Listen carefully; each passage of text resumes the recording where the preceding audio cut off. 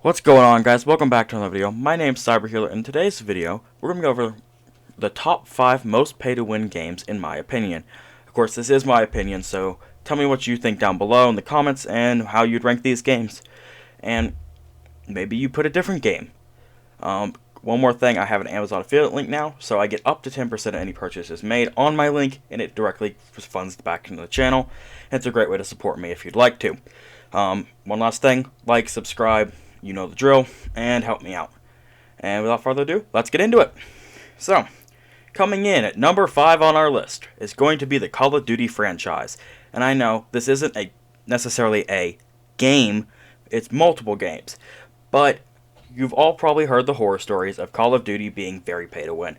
And it absolutely is. Loot boxes that give you special gun rolls or attachments that improve your gun, stuff like that, or having to pay for a better package to get guns, new guns coming to the game that are more expensive than the old guns.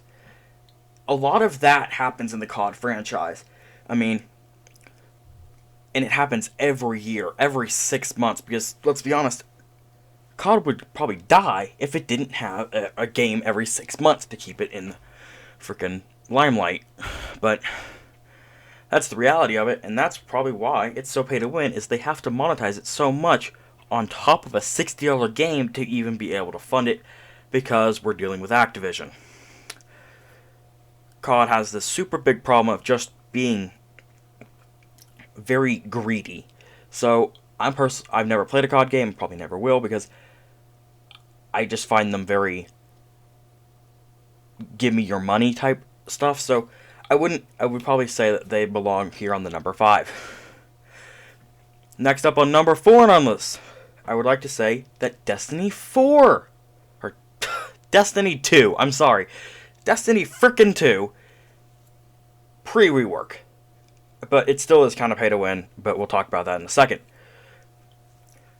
Destiny 2, before a little while ago, was super pay to win. So, here's the game. I can't remember if you had to actually pay for it or not, because I haven't really played it that much. So I can't remember that. But I think you did. Let me know in the comments below. It was a low amount of money, but it was so monetized inside the game with microtransactions that it made the pretty good gameplay, from what I've heard, so much worse. You could spend money to buy crates to buy better weapons, better armor, better whatever. So that doesn't help the fact that this game already didn't have enough content to begin with, and you put more work into your cosmetics. Makes it seem very pay to win, and it was. You had to spend money to be able to even beat some bosses or anything like that.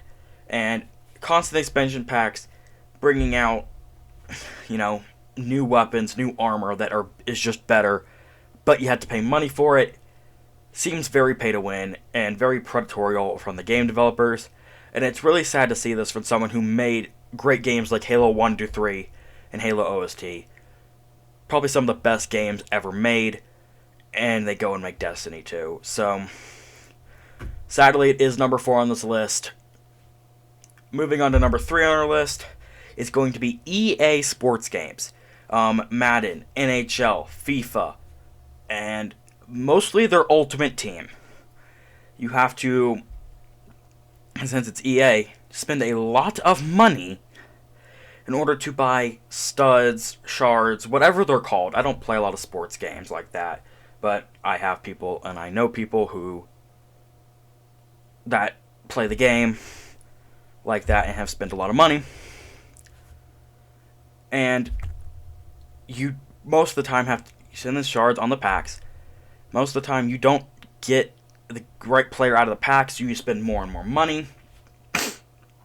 I know it was a big thing in FIFA with, I think it was a player called Ronaldo or something like that. I don't watch soccer. Light me up in the comments.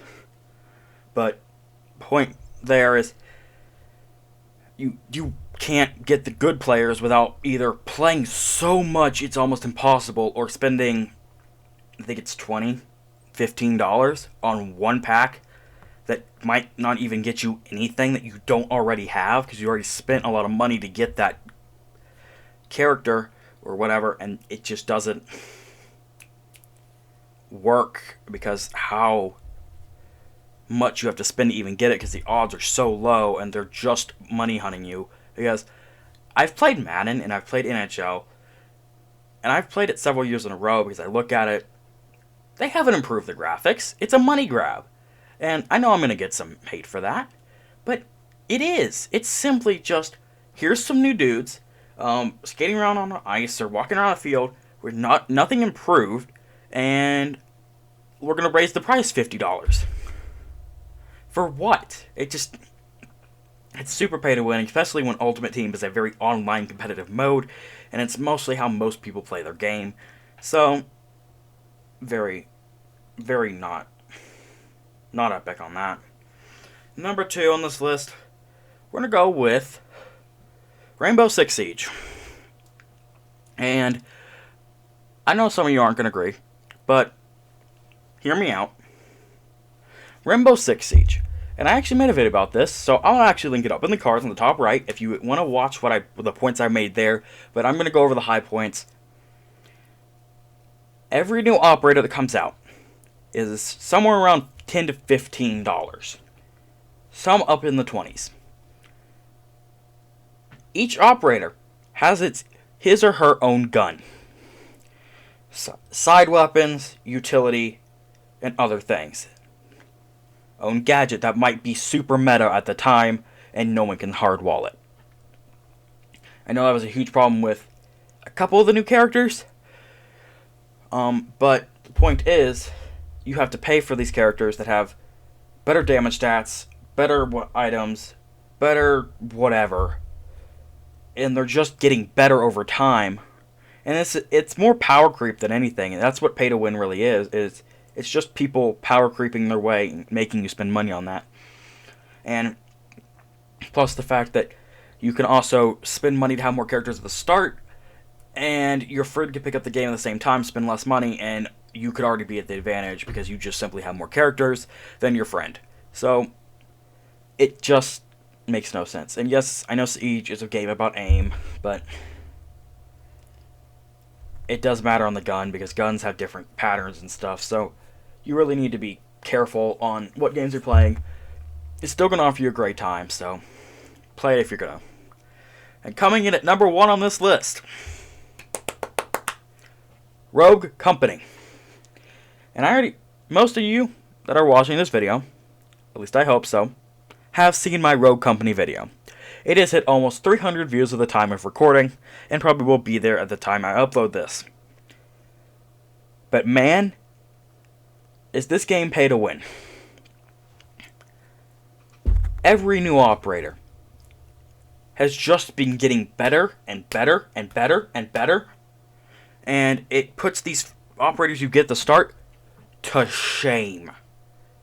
It's just, oh, here's some operators that can do nothing against, oh, this dude we just added yesterday, and this dude already knows how to use them, and he's in your game, and you just started playing.